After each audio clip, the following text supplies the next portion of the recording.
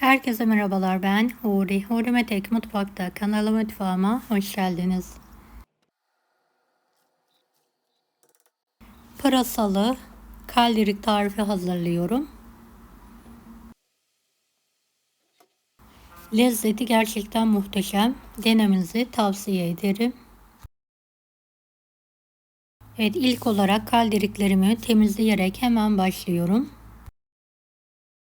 Evet, 1 kilodan fazla kaldirik otum var.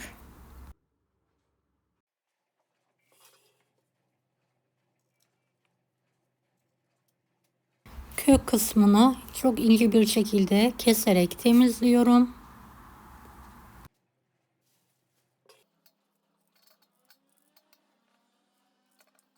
Kalın kök kısmını şöyle 3'e 4'e olacak şekilde keserek ince ince doğramaya çalışıyorum.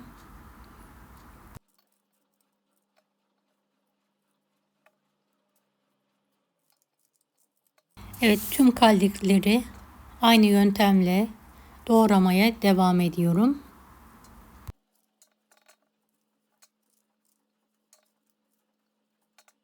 Beni hangi ülkeden veya şehirden izliyorsunuz merak ediyorum. Yoruma yazarsanız sevinirim.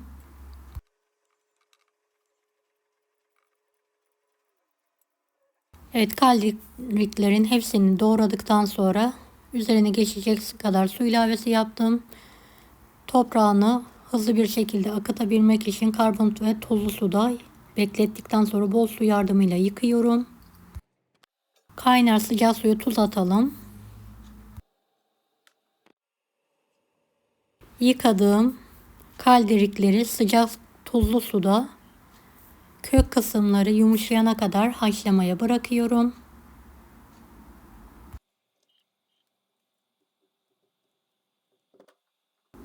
Şöyle bir kontrol ediyorum. Kök kısmı yumuşamış.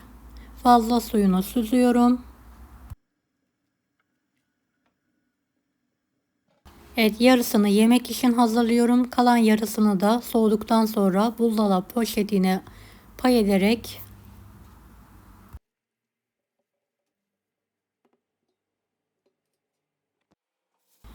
poşeti şöyle düzelterek buzluğa kaldırıyorum. Daha sonra yemek hazırlamak için. Bir tane büyük boy kuru soğanı yemeklik olacak şekilde doğruyorum.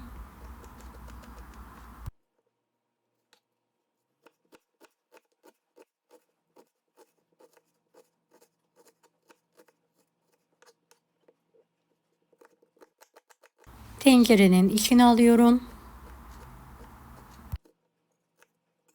Bir tane pırasam var. Kalın olduğu için şöyle ikiye kesiyorum. İnce olacak şekilde kesiyorum.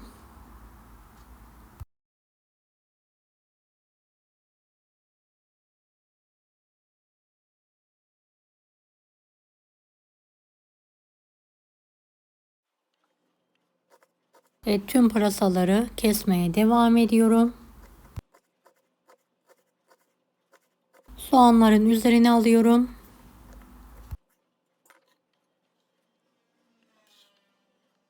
Yeşil kısımlarını da yıkadım. Güzel bir şekilde ince ince doğruyorum.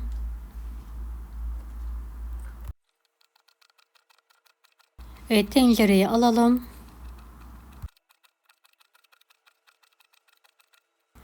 Kısık ocakta şöyle bir kavuralım.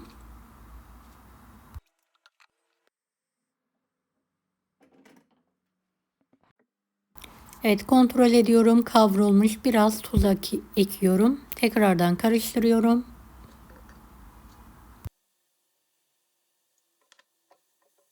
Haşladığım kaldirik otunu ekliyorum.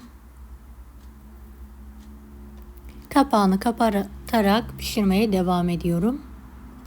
Evet, belli bir süre sonra tekrardan tuz ekliyorum. Karıştırıyorum.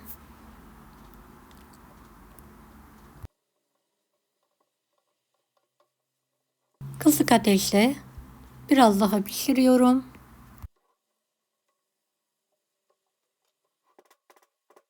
En son kırmızı toz biber ektim. Biraz tuzu eksik olmuş, tekrardan ilave ederek karıştırıyorum ve altını kapatıyorum.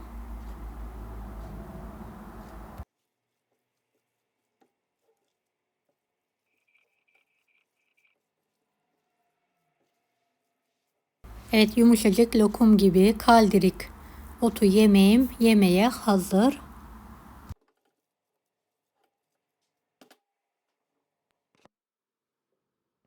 Deneyecek olan herkese şimdiden kolaylıklar dilerim. Allah'a emanet olun. Hoşça kalın.